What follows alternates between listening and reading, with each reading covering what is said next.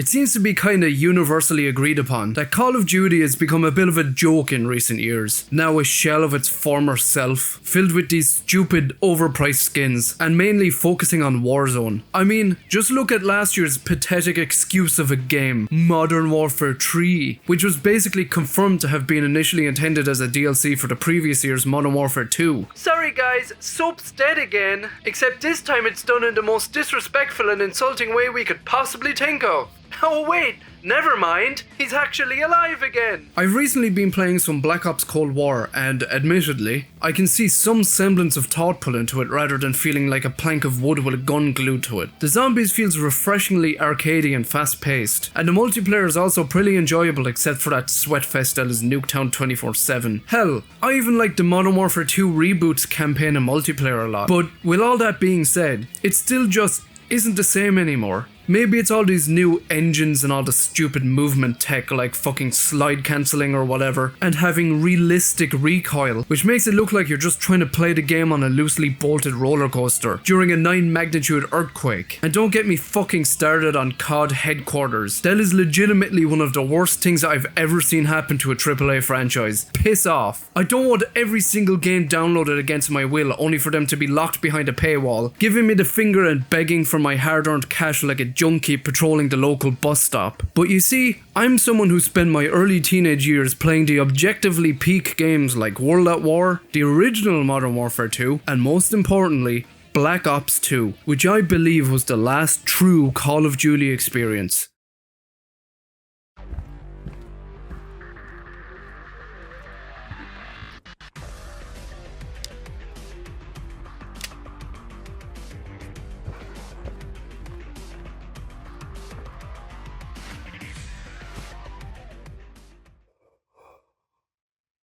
He's right behind me, isn't he? There you are, you orange cunt.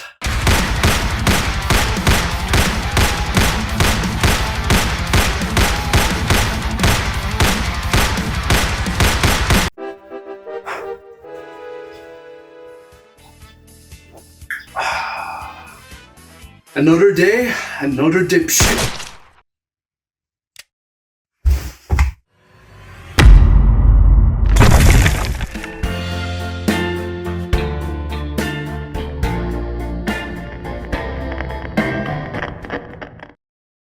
Black Ops 2 came out in November 2012, a year after Modern Warfare 3, and it was immediately apparent that this one was going to be different. Taking place in the now very near future, in fact, except for the cancelled Future Warfare title, Black Ops 2 is actually the first Call of Duty to take place in a futuristic setting, which then set the trend for future titles like Ghosts and Infinite Warfare, games that got way more hate than they deserve, by the way. Just like any traditional Call of Duty experience, this game shipped with a complete campaign, zombies, and multiplayer mode, all of which to this day are uncontested. Like I mentioned earlier, I've been playing Cold War recently and even tried out some of the zombies with my brother. It's really fun. In Black Ops 2 Zombies, I know basically every map inside and out, though I tended to play the default maps more often than the DLC ones. Don't get me wrong though, I do enjoy the likes of Buried and Mob of the Dead, and hot take, Die Rise was actually my favourite out of all the DLC maps. Yep, even more than Origins. I'm probably pissing off a lot of people today. Anyways, like I said, I generally prefer the simplicity of running around, getting the mystery box, choking down perks like they're cold pints left unattended at a sketchy pub, and risking my life to upgrade my weapon because the town map has the pack-a-punch machine standing in the middle of a fucking lava pit. I even liked the transit mode a lot because it was basically a zombie apocalypse road trip. I played this mode quite a lot with my friends and my siblings because it was always funny to see the bus driver leave without someone. The best part though was always unloading 1,000 bullets into the back of the driver's head, causing him to throw you into the street like a racist doll merchant on the 49 bus, only for you then to be swarmed and downed in 2 seconds by a bunch of head crabs. This mode made all of the different maps interconnected, so one minute you're at a diner, and the next you're on a farm with a secret underground facility. Those DLC maps are iconic as hell. They always had their crazy ass Easter eggs that I'm not even going to bother attempting for the sake of this video because they're so fucking complicated. And of course, they also had those fun ass wonder weapons, like the Paralyzer and the Elemental Staffs. Overall, the zombies in Black Ops 2 is just pure fun. This is the best campaign in my opinion, though in fairness I haven't played some of the older ones in over a decade, but I will say that the original Modern Warfare 2 campaign is definitely right up there with it. In this campaign, you play as David Mason, who has decided to pay a visit to the old and decrepit Frank Woods to try and squeeze out every last bit of information about the psychotic antagonist known as Raul Menendez. Woods gives you some vital information in the form of flashbacks, where you ride across Afghanistan on horseback and kill a bunch of bad guys, like every other mission in the game regardless of time period, because war never changes. You then spend the course of the campaign hunting down Menendez, and at one point you can even play as him, where you run around shotgunning and decapitating soldiers with a machete in a state of blind rage after his sister was killed by none other than Woods himself. This campaign actually has multiple endings depending on certain decisions you make at crucial moments, such as shooting and unintentionally killing Alex Mason in a setup concocted by a vengeful Menendez, or else shooting him in the leg, which results in him living and showing up at your doorstep 30 years later, the former apparently being the true ending now thanks to Black Ops 6. You can also decide to kill or spare Menendez at the end, depending on which fate you feel he deserves. However, while all these endings do have a variety of differences between them, the objectively best ending in the game is the one where everyone is alive and well, and you play the absolute tune Carry On live with Avenged Sevenfold themselves. And now we have the part of the game where I, along with everyone else, spends all of their time. Online multiplayer is always a staple in these games, considering it's the most replayable aspect, and Black Ops 2 is certainly no exception. When you boot up the multiplayer mode, you are met with this absolute banger of a menu team.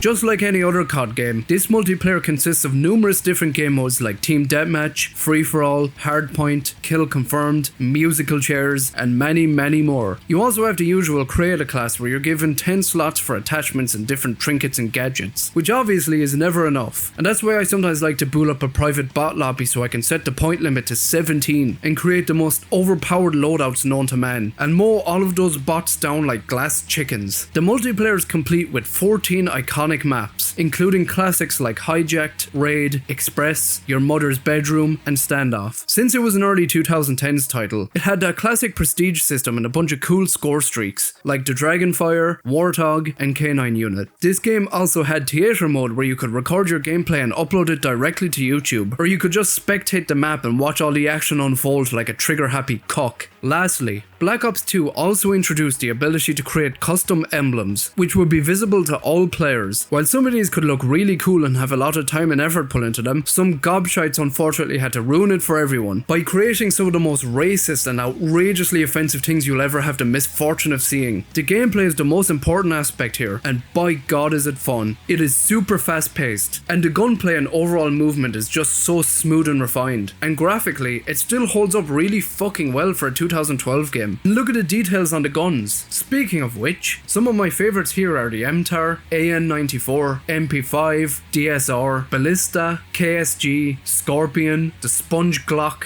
and the Hammer. The sound design for these weapons is just so crisp, and they all feel so satisfying to use. Overall, it just has that perfect blend of arcadey fun and high skill, which is unfortunately completely lost in the later games, which are just completely unfun self-torture experiments, especially thanks to fucking skill-based matchmaking. So yeah, I think I've said all that I need to say about this game. If you grew up with it like I did, then I can imagine you agree with at least some of what I said. I will admit though that I barely played Black Ops 3 and Black Ops 4 in comparison. In fact, I took a pretty long break from Call of Duty in general after Ghosts, and didn't get fully back on the bandwagon until the Modern Warfare 2 reboot. But no matter what, Black Ops 2 will always have a special place in my heart. Not just because it's a perfect game, but because it's a game that I spent so much time playing with my friends and family, and that feeling of nostalgia will never be replaced, even if Black Ops 6 turns out to be really good. But for now, I don't really care. Good luck.